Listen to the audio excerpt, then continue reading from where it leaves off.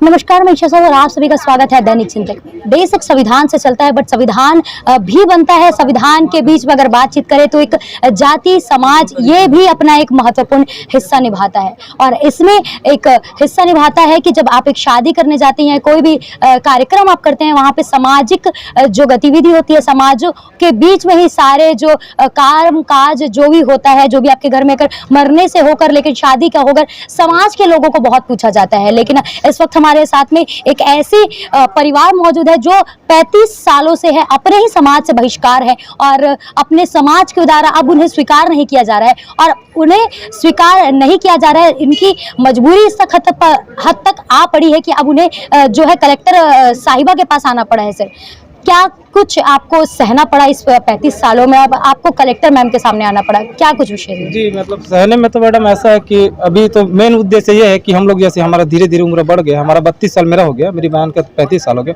Main समस्या madam ये है कि हम लोगों का शादी है और मेरे पिताजी का कोई रिश्तेदार नहीं है। जो रिश्तेदार उनके घर लोग हम तो आ नहीं सकते, न जा नहीं सकते हैं। तो मेन समस्या भी यही है हमारा। मेरी बहन मेरी से बड़ी है, तो मैं हर भाई चाहेगा कि अपनी बहन का शादी हो जाए, भले मेरा ही ना हो, कोई दिक्कत नहीं है, मेरी बहन का होना चाहिए। ये समस्या आ रहा है मेरे में। ये है कि आपके पिताजी ने जो है अदर कास्ट होकर शादी की थी, जिसकी वजह से उन्हें समाज के द्वारा बहिष्कार किया गया था। सर, आपको कौन से समाज से आप आते हैं और कितने वर्ष हो गए हैं आपके पिताजी की शादी को? क्या कुछ इस बीच में देखना पड़ा अभी आपको? जी, मैं और मेरे पिताजी धनकर झेरिया गढ़वे समाज से आते हैं और मेरी मम्मी अनुसूचित जनजाति से आती है, जो कि सतनामी है। जी, उसी के कारण हमारे समाज के लोग जो पहले में पूर्वज जो बनाए थे धारा के अंतर्गत, उसमें जैसे अंतर विवाह जाति होता है तो हमारे समाज के आदमी को बहिष्कृत किया जाता था। तो हम लोग अभी बाहर ही थे, नहीं हमने तो कभी हाथ पैर नहीं मारा जब तक 2016 में नहीं आया ना, तब तक 2016 में प्रावधान बना कि मिलाने का सिस्टम चालू हो गया है और 24 राज्य होता है हमारे क्षेत्र में, प्रदेश में पूरे 23 राज्य में मिला चुका है। और हम लोग विगत 4 वर्षों से, अभी 8 वर्ष से तो जा ही जा रहे हैं धमधा क्षेत्र में, 4 वर्ष से पूरा जा रहे हैं। सभी के पदाधिकारी से हाथ पैर जोड़ते हैं, बहुत मतलब मन से, टूटे मन से, हृदय सब दिखाते हुए भी बोलते हैं कि हमारा काम कर दो, सोल्यूशन कर दो सर, हम लोग बड़े हो रहे हैं, हमको शादी ब्याह करने में तकलीफ हो रहा है। सुनते हैं। अभी पूर्ण आश्वासन दिए थे अभी 14/5/2024 को अहिवारा की वार्षिक बैठक में कि आप मिल जाओगे करके, और हमको मिला ही रहे थे। हमको तो समाज के द्वारा बीच में हमको सभा में बुला भी लिया गया था, लेकिन वो 4 आदमी मैंने अभी जिनके बारे में नाम बताया था, नारद पाल जी और भूपेंद्र पाल जी, ये और 2 आदमी हैं, मैं उनका नाम अभी भूल गया साथ। उनके द्वारा ना हमको मतलब समाज की मुख्य धारा में जोड़ने के लिए मना किया गया, सिर्फ उनके द्वारा, जबकि उन लोग समाज के अभी पदाधिकारी नहीं है, उन लोग भूतपूर्व हैं। जी मैडम। ये जैसे कि ये पूरा समाज है, अभी जैसे कि बोला, अब एक 2011 बोला ना सर, कब से आपको ये जो है कि 2016 से ये है कि अब आप शामिल हो सकते हैं। जिसके बाद में प्रक्रिया हुई और शामिल भी होने का ये चीज बातचीत हो गई। लेकिन एक तरफ संविधान है, यहाँ तो एकता में वो थी, ये सब चीजों का बात करते हैं, रखते हैं, तो वो क्या बोलते हैं उसके जैसे कि आपने विरोध किया होगा, जैसे बोल रहे हैं 4 लोगों के द्वारा विरोध किया गया, तो उनसे आपने बातचीत की, तो उनका फिर से उसमें क्या कहना रहता है? मैडम, मैं बैठक होने के एक दिन पूरा उनके ही घर गया था। मेरे को पता था उन लोग नेक्स्ट बैठक में ना, जैसे वार्षिक सम्मेलन हुआ था, इन्हीं लोग के द्वारा विरोध किया गया था। तो मैं अभी अपने तरफ से सोच के इसलिए गया था, उनसे प्रार्थना करने गया था, सर ऐसा सब बात है, मेरे विगत प्रताड़ना झेलना पड़ रहा है, तो आप मेरी इस बात सहयोग करना मेरे वार्षिक सम्मेलन में। इन्होंने हाँ आश्वासन दिया था अपने घर पे, मैं इनके घर पे भी गया था, नारद पाल जी के नंदी वाले के। तो यहाँ बैठक जैसे ही चालू हुआ, जितने भी आदमी थे वहाँ 1000 आदमी थे, पदाधिकारी लोग बैठे थे, उनको किसी को तकलीफ नहीं हुआ हमको मिलाने के लिए, बाकी इसी आदमी को तकलीफ हुआ ज़्यादा, और उन्हीं के गांव के एक भूपेंद्र पाल जी को। और उन्होंने मुझे धमकी भी दिया कि अगर आप कानूनी प्रक्रिया करोगे तो आप सीधा आगे के अंजाम को देख लेना करके। जी भैया, आज आपको ये कलेक्टर मैम के पास आना पड़ा, न्यायालय का मतलब दरवाजा खटखटाना पड़ा इतने में, तो क्या कुछ आप इनसे मांग करते हैं, इनसे क्या उम्मीद करते हैं, और नहीं अगर उम्मीद पूरी हो पाती है तो क्या कुछ करेंगे? देखिए मैडम, कानून के न्यायपालिका पे मुझे तो पूरा भरोसा है कि मुझे मेरा हक मिलना चाहिए, और मेरा जायज भी है, क्योंकि मैं तो 35 साल हो गया मेरे तो खुद 32 हो गया, पापा तो 40 साल के आसपास ही हो गए, और हमारे वाला जितना किसी ने इतना वर्षों तक सजा का भुगतान नहीं किया हमारे समाज में। तो हम तो पहले व्यक्ति होंगे जो हम समाज में मिलना चाहिए, हमको मिलना चाहिए। और मैं मैडम जी से यही अनुरोध लेके आया था कि हमें जो सामाजिक प्रक्रिया है और मानव संविधान के अनुसार जो नियम बने हुए, वो पूर्ण रूप से मैडम जी आगे हमारे लिए प्रेषित करें।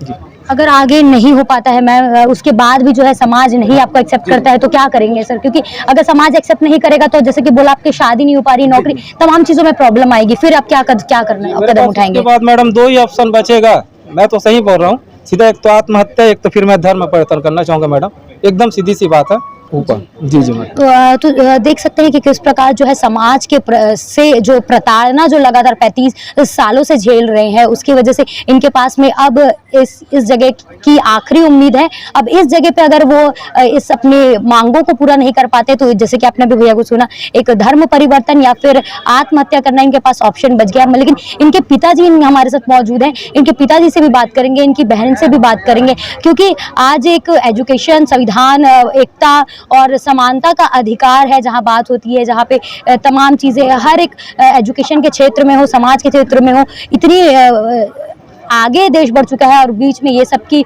चीजें सुनना, बातचीत करना वो किस हद तक वाजिब है। तो हम बातचीत करेंगे इनके पिता से और जानने की कोशिश करेंगे कि 35 वर्ष के जो सफर है उसके बाद अब तक नहीं वो मिल पाए हैं तो उन्हें कैसा लग रहा है। इस वक्त हमारे साथ में इनके पिताजी मौजूद हैं जो 35 वर्षों से जो है अपनी समाज से बेदखली का जो है सजा भुगत रहे हैं। सर, 35 सालों का है, किस प्रकार की परेशानी जाती है, कहाँ सामाजिक चीज में कितनी परेशानी होती है?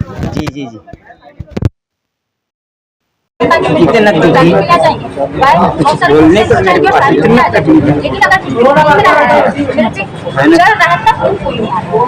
इतना परेशानी है कि एक समाज से वंचित रहना क्या चीज होता है, इनको मैं समाज को अवगत किया हूँ और मैं एक बार नहीं 5-6 बार निवेदन एक माध्यम से, कागज के माध्यम से उनको निवेदन किया, परंतु मेरा समाज सुनते नहीं। इतना अड़ियल टाइप का रवैया अपनाया है समाज कि हम लेंगे नहीं। बाकी 23 राज्य में मिला लिए, किसी भी को मिलाए, लेकिन हमारे धमदार पर क्षेत्र के समाज जो है ना नहीं मिलाएंगे बोलते हैं। बहुत अड़ियल रवैया अपनाया हमारे समाज के जो पद अधिकारी वो तो थोड़ा से नरम भी है, लेकिन और जो अन्य साइड में रहते हैं ना ये लोग भी ज्यादा वहाँ पे इतना अपमानित किया है हमको, हर बार अपमानित करते हैं। हम तो जीने के काबिल हैं, हमारे तो अंत में हम अपने आप को जला लेंगे या फांसी लगा लेंगे, इतना है। बहुत तकलीफ है, जो समाज से जो जुड़ा हुआ है उसी इंसान जानता है कि समाज में क्या क्या नियम होता है और उससे क्या होता है। उनको जो मेरे समाज के जो पद अधिकारी उनको भी पता है, वो लोग भी समझते हैं कि समाज में नहीं घूमने से क्या होता है। समाज बनाने के लिए होता है, किसी को बिगाड़ने के लिए नहीं होता है। मैं गलती तो जिसने इतना है तो सबको कोई किया है, भाई मैं तो नया नहीं किया हूँ ना, मैं अकेला आदमी तो नहीं हूँ कि ऐसे अंतर जाति विवाह कर दिया, मैं तो कितने आदमी किए हैं ना। लेकिन कोई समाज में ऐसी प्रताड़ित नहीं करते, लेकिन झेड़िया गणरिया समाज में प्रताड़ित बहुत ज्यादा करते हैं सर। आप जैसे जाते होंगे अपने समाज में परिवारों से, माता पिता भाई से मिलने, तब कैसे दिक्कत करते हैं? बहुत दिक्कत होते हैं जी। हम हमारे चाचा खत्म हो गया, हम उनके खांदा देने के काबिल नहीं, मतलब इस टाइप का। अब समझ लो, पानी भी आपको हाँ, पूछने में दिक्कत है। हमको तो एक गिलास पानी देने के लिए मतलब आदमी थोड़ा से झिझकते हैं। हमारे परिवार में जाएंगे तो हम बताएंगे कि हम अनुसूचित जनजाति के लड़की के साथ शादी किए हैं, तो हमारे समाज वाले, हम जो भी हमारे समाज के, हमारे घर परिवार के जो अन्य रहेंगे और हमारे माँ बाप की छोड़ और हमारे चाचा चाची के बाकी दूसरे के यहाँ जाएंगे तो इतना भी नहीं हमारे आदर नहीं करेगा, हमको पानी पिलाने के काबिल नहीं रखते हैं। पूरी परेशानी जो है लगातार जो है 35 वर्षों से ये चीज़ झेलना, आप देख सकते हैं कितने प्रताड़ित हैं और इस हद तक मजबूर हैं कि जलाने मरने हद तक की वो बात कर रहे हैं। युवती इनकी इतनी बड़ी हो चुकी है, इनके बेटे इतने बड़े हो चुके हैं, लेकिन परेशानी शादी हो या नौकरी हो, कुछ भी चीज़ करने में हर एक मोड़ पे जो है इनके बच्चों को रुकावट आ रही है। जब इनकी बारी थी तब तो इन्होंने सह लिया, लेकिन अब जब इनके बच्चों की बारी है तब ये अब सह नहीं पा रहे हैं और अब मजबूर हैं इस जगह पर आने में, कोर्ट पे आने पे, मैडम के सामने आकर अपनी बात रखने पे। और अगर इसके बाद भी अगर सुनवाई नहीं होती है तो मजबूरन ही, जैसे इनके हिसाब से इनका कहना है कि ये अपना आत्मदाह के लिए भी मजबूर है, क्योंकि जो है लंबे समय से वो इस चीज़ से परेशान हो चुके हैं। लेकिन सवाल ये उठता है, समाज इस हद तक कैसे जा सकता है? 35 साल हो गए हैं, समाज दंड देने के लिए योग्य है तो माफ़ करने के लिए भी योग्य है। इतने लंबे समय का जो ये दंड है अब शायद माफ़ कर देना चाहिए, लेकिन जो समाज है इन्हें अब तक स्वीकार नहीं कर रहा है। अब इनके पास एक आखिरी उपाय यही बच गया है। हमारे साथ ये दीदी इस वक्त मौजूद है, दीदी से हम बातचीत करेंगे। दीदी, आपकी सबसे पहले उम्र कितनी है और आपने कितनी पढ़ाई की है? धन्यवाद। मेरा उमेश्वरी धन्यवाद, ग्राम कुरमा, जिला धमतरी में हूँ। मेरी उम्र 32 वर्ष है और मैं बीएससी फाइनल कर चुकी हूँ, ग्रेजुएटेड। मतलब इतने ग्रेजुएट है, आप बीएससी फाइनल कर चुके हैं और आपको समाज से बेदखली 35 साल हो गए। कैसा लगता है जब आप इतनी एजुकेटेड हैं, पढ़ी लिखी हैं और उस तरफ इस तरीके का ढरला, इस तरीके के रवैया आपके समाज के द्वारा रखे जा रहा है? कैसा वो महसूस, वो कैसी वो चीज़ें होती हैं? आक्रोश आता है। पहली चीज़ है कि पहचान, दूसरी चीज़ है मैं एजुकेटेड हूँ। एजुकेटेड तो कहीं पे जा, पहचान सबसे पहली चीज़ होती है। जो चीज़ मेरे माताजी पिताजी भुगत रहे हैं अभी, है ना, कि समाज के द्वारा बायकॉट कर देना। मैं पढ़ रही हूँ, मैं यूपीएससी पीएससी क्लियर करने के लिए मैंने अटेम्प्ट दिए हुए हैं। मेरे को पता है कि सामाजिक परिवेश क्या होता है। मैं इसलिए इस पर आश्वासित होकर, इस पर पूर्ण रूप से विश्वास करके मैं एक धारा लेके चल रही हूँ कि चलो आज नहीं तो कल मिलाया जाएगा, है ना।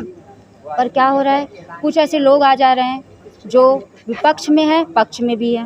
विपक्ष के लोग तो हल्ला हड़कम करेंगे ही कि आज मिलाना है कि कल नहीं मिलाना है। सामाजिक परिवेश होना चाहिए, लेकिन मेरा कहना इतना है कि समाज अगर संगम होता है, जो समाहित करता है, जो गंगा की तरह होता है, तो कीचड़ को भी समाहित करना पड़ता है। हम लोग अगर, मेरी मम्मी पापा अगर अदर कास्ट, अंतर कास्ट पे अंतर जाति विवाह कर लिए हैं और वो भी अनुसूचित जनजाति मेरी मम्मी है, उनसे मैरिज कर ली है, तो मेरा ये है कि अगर गुरु घासीदास का प्रतिमा लगा हुआ है कहीं पे, अगर मेरी मम्मी निचली जाति की है, उनको कोई सामाजिक परिवेश में जाने के लिए नहीं दिया जा रहा है, उनके जाने से छुआछूत की भावना लाई जाती है। कोई सामाजिक काम होता है, खाना बनाना वगैरह, अगर छू दी मेरी मम्मी तो वो खाना खाया नहीं जाता है। तो फिर इतना बड़ा गुरु घासीदास जी का जो वहाँ पे लगा हुआ गिरौदपुर में, फिर वो नहीं रहना चाहिए, क्योंकि वो भी तो सतनामी कास्ट से है ना, है कि नहीं है बताओ जी।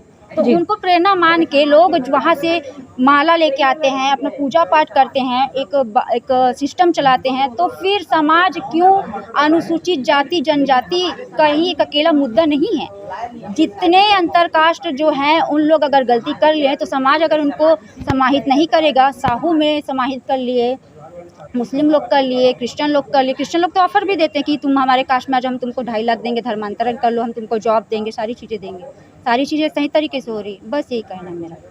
मतलब कहीं ना कहीं देखिए तो संविधान आगे, संविधान के नाम पे देश इतना आगे बढ़ रहा है, तो कहीं ना कहीं अब भी ये चीज़ें हैं जो पूरी तरीके से आप लोगों को परेशान करके रखी हुई है लोगों की तरफ से। मेरा ये है, संविधान है, लिखा हुआ है, पढ़ा हुआ है जी, मुझे दिखाया है कि है कहाँ संविधान जी, मैं सब देख रही हूँ। कोई बोलता है आरक्षण दे रहा है, कोई बोलते हैं कि ये काम हो जाएगा, वो काम हो जाएगा, लेकिन मुझे जवाब चाहिए।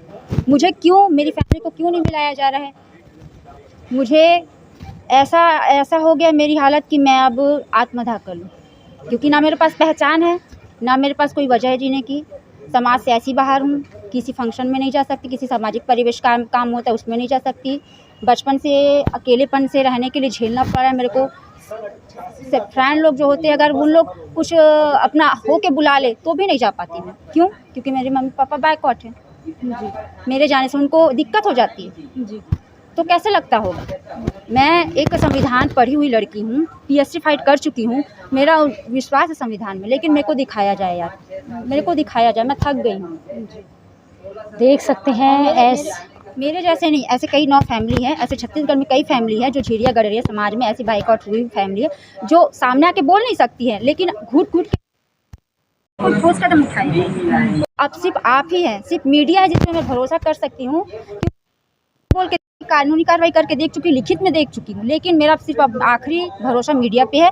मैं चाहती हूँ कि आप ये सारी बातें आप जनता के सामने रखें। अगर जनता को लगता है और प्रदेशाध्यक्ष या फिर अध्यक्ष जो वरिष्ठ नागरिकगण जो भी है, अगर हमको लगता है कि हम गलत है तो हमको दंड दो। 34 साल से दंड भोग चुकी हूँ। राम भगवान का भी वनवास हुआ था तो 14 वर्ष के लिए हुआ है, लेकिन हम तो 35 साल से भोग रहे हैं ना। हमारे जैसे कितनी फैमिली मर गई, अभी भी उन लोग को मिलाया नहीं गया, उनकी फैमिली मर चुकी है, तो उन सबको न्याय चाहिए। मैं एक अकेले अपनी तरफ से नहीं बोल रही हूँ, मैं उन सब की तरफ से बोल रही हूँ जो बाइकाट हुए हुए जी। दीदी ने एक बड़ी अनोखी बात कही कि संविधान है, लेकिन संविधान उनको नज़र नहीं आ रहा है, संविधान उनको दिखाया जाए। एक बात है, मतलब संविधान पे सवाल उठ रहे हैं, संविधान के नाम पे काम तो हो रहे हैं, लेकिन जो है ऊपरी दिखावे पे अंदर अब भी जो है समाज है वो काफ़ी खोखली है और उनका जो भुगतान है उनको बचपन से मिल रहा है और आगे भी मिल रहा है। और भी अन्य खबरों के लिए बने रहिए दैनिक चिंतक के साथ में। धन्यवाद। आप देख रहे हैं दैनिक चिंतक। आगे की अपडेट के लिए बने रहें हमारे साथ। हमारे चैनल को लाइक, सब्सक्राइब और शेयर करना ना भूलें।